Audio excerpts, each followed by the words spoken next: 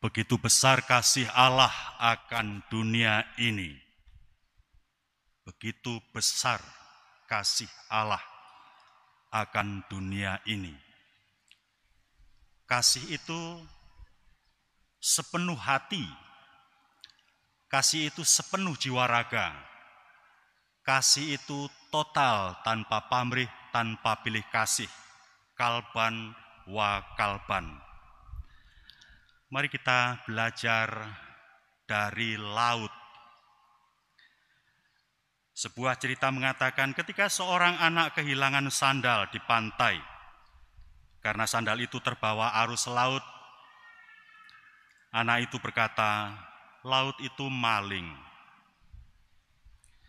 Ketika seorang nelayan membawa pulang banyak ikan, hasil tangkapannya, anak nelayan itu berkata, "Laut itu baik betul." Ketika seorang ibu kehilangan anaknya karena terseret ombak waktu rekreasi dan mandi-mandi di laut, ibu itu berkata, "Laut itu pembunuh." Tetapi ketika seorang anak menemukan bungkahan mutiara yang indah dan yang setelah dijual berharga sangat mahal, ibu anak itu berkata, "Laut membuat keluarga kami menjadi sejahtera." Laut dipuji, laut dikutuk. Dia tidak kehilangan jati dirinya. Dia tetap laut yang sama. Dan seperti laut, begitu juga halnya para imam. Dia akan dikutuk, difitnah, dijauhi, sekurang-kurangnya digerenengi ketika dia dipandang berbuat salah atau dipandang tidak menuruti kata hati dan kemauan umat. Dia akan dipuji kalau dia baik hati dan menjadi selera dan mengikuti selera umatnya. Padahal imam itu guru moral, penjaga iman, yang dalam dua hal ini tidak harus meminta pendapat umatnya atau mengikuti selera umatnya. Karena itu para calon imam,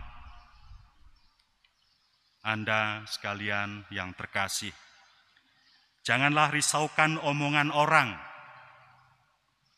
karena setiap orang membaca Anda sesuai pemahaman dan pengalaman mereka yang berbeda-beda. Teruslah melangkah selama Anda berada di jalan yang baik, melangkah dengan jujur, rasional, manusiawi, meski kebaikan tidak senantiasa melegakan atau dihargai. Tidak perlu repot-repot menjelaskan tentang dirimu dan perbuatanmu kepada siapapun, karena yang menyukaimu tidak memerlukan penjelasan, dan yang tidak menyukaimu diberi penjelasan apapun tidak akan dong dan tidak akan menerima. Jika Anda salah, katakan Anda salah dan mintalah maaf. Jika Anda benar, teruslah berjalan dalam kebenaran. Tetaplah bersikap rendah hati, sebab dalam kerendahan hatilah Anda akan selalu terhindar dari kesalahan dan hanya akan berjalan dalam kebenaran itu. Sebab kerendahan hati adalah sikap Allah sendiri,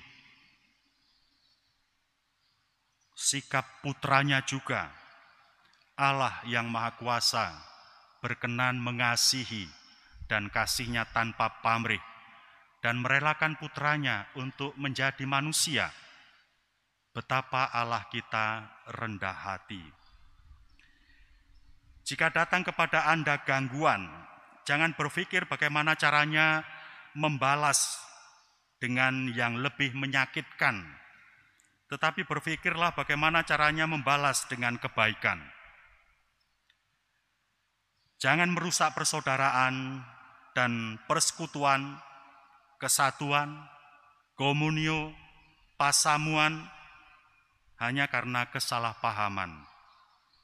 Janganlah memulai persahabatan dengan a priori, baik dengan rekan kerja maupun dengan umatmu. Tetapi hendaklah Anda tanpa kenal lelah membangun persaudaraan yang sejati, membangun pasamuan yang suci, gereja Katolik yang kudus. Jangan lupa konsisten terus dalam doa. Itu tugas utama kita. Anda adalah pengantara. Imam adalah pengantara antara umat dengan Tuhan, antara Tuhan dengan umatnya. Pontifex, jembatan. Tanpa imam tidak terhubung relasi itu. Dan Anda adalah penyalur rahmat Allah pada umat, penyalur permohonan umat kepada Allah. Kurangilah sikap lebay, manja, suka mengeluh, suka menjajakan belas kasih, suka meminta maklum, meminta pengertian umat. Tetapi sibukkanlah diri Anda dengan kebaikan, sampai keburukan lelah mencobai Anda dan akan menjauh dengan sendirinya. Tugas kita yang lain adalah menyelamatkan dan bukan menghakimi. Injil tadi mengatakan dengan sangat jelas, Putra Allah datang bukan untuk menghakimi, melainkan untuk menyelamatkan. Dan kita ambil bagian dalam imamat Imam Agung Putra Allah itu. Jika Anda harus memaafkan, maafkanlah. Dan jangan pakai tetapi. Saya mau memaafkan tetapi tidak pakai tetapi. Jika Anda harus menghargai orang lain, hargailah dan juga jangan pakai tetapi. Hendaklah hati Anda tulus dan jujur, ikhlas, tanpa pamrih. Sepenuh hati, segenap jiwa raga, kalban wa kalban. Jangan lewatkan merayakan Ekaristi setiap hari. Dan ajaklah umatmu juga merayakannya. Itu hidup kita. Ambil bagian dalam imamat Kristus yang mempersembahkan diri terus-menerus kepada Allah Bapanya. Ajaklah umatmu merayakannya, mereka umatmu juga mempunyai imamat umum dalam diri mereka karena mereka dibaptis dalam nama Tuhan. Memang imamat kaum awam tidak sama dengan imamat imam tertahbis, tetapi keduanya mengambil bagian dalam imamat rajawi Yesus Kristus yang satu dan sama, dan hanya dengan cara yang berbeda. Lumen Gentium 10 mengatakan perbedaan itu ketika kita mempersembahkan diri. Kaum awam sebagai bagian dari tubuh atau anggota, sedangkan kaum tertahbis sebagai kepala dan gembala atau pemimpin. Perbedaan ini yang menyebabkan perbedaan fungsi dalam gereja, tetapi perbedaan fungsi bukan berarti saingan atau berlawanan untuk saling menyalahkan, saling mengusir, menyingkirkan. Keduanya justru saling mengandaikan dan saling terarah, melengkapi satu sama lain. Dengan cara yang berbeda, keduanya mewujudkan imamat Yesus Kristus yang satu dan sama. Lumen Gentium 10. Melalui sakramen baptis dan melalui imamat umum, umat disaturagakan dengan Yesus Kristus, maka dia diikutsertakan juga dalam hidup dan misi Yesus Kristus. Bandingkan 1 Petrus 2 ayat 5, ayat 9, Lumen Gentium 10 tadi, Sacrosanctum Concilium 14, Katekismus Gereja Katolik 1268. Dengan imamat umum, kaum awam juga dipanggil untuk menjalankan fungsi imami, yaitu membawa persembahan umat kepada Allah dan menguduskan hidup dunia ini. Maka imamat umum bisa disebut sebagai imamat kehidupan. Di lain pihak, melalui sakramen tahbisan, seorang disaturagakan dengan Yesus Kristus sebagai kepala, sebagai gembala gereja, dan menerima imamat pelayanan. Sebagai kepala dan gembala gereja, menerima imamat pelayanan dan kuasa suci. Orang yang ditabiskan menjalankan fungsi imamat sebagai kepala, gembala, dan mempelai. Sebagai kepala dan gembala, imam tertabis memiliki tugas pastoral, memberdayakan imamat umum kaum awam. Imam tertabis adalah pemimpin umat sekaligus mempelai gereja. Kuasa suci memampukan imam tertabis merayakan Ekaristi. Sedangkan tugas kaum awam sebagai imam dalam Lumen Gentium 34 dalam Katekismus Gereja Katolik 901 ialah mempersembahkan kurban rohani yang berasal dari hidup sehari-hari umat. Pekerjaan sehari-hari sebagai kepala keluarga atau sebagai ibu rumah tangga, selaku suami dan istri dalam keluarga, sebagai orang tua atau anak, sebagai pemimpin perusahaan atau karyawan, sebagai petani atau pedagang, sebagai pegawai negeri atau swasta dan lain sebagainya, keseluruhan hidup umat bisa dipersembahkan kepada Tuhan dengan segala suka dan dukanya. Dalam Gaudete et Exsultate, nasihat pastoral Bapak Suci yang dikeluarkan bulan Maret 2018, Bapak Suci Paus Fransiskus mengatakan, kita, semua orang, dipanggil kepada kekudusan dengan menjalani kehidupan kita dengan kasih dan dengan menjadi saksi Kristus dalam setiap apa yang kita kerjakan dimanapun kita berada. Apakah seseorang terpanggil untuk menjadi anggota hidup bakti? Jadilah suci dengan menghidupi komitmen Anda dengan gembira. Apakah seseorang menikah?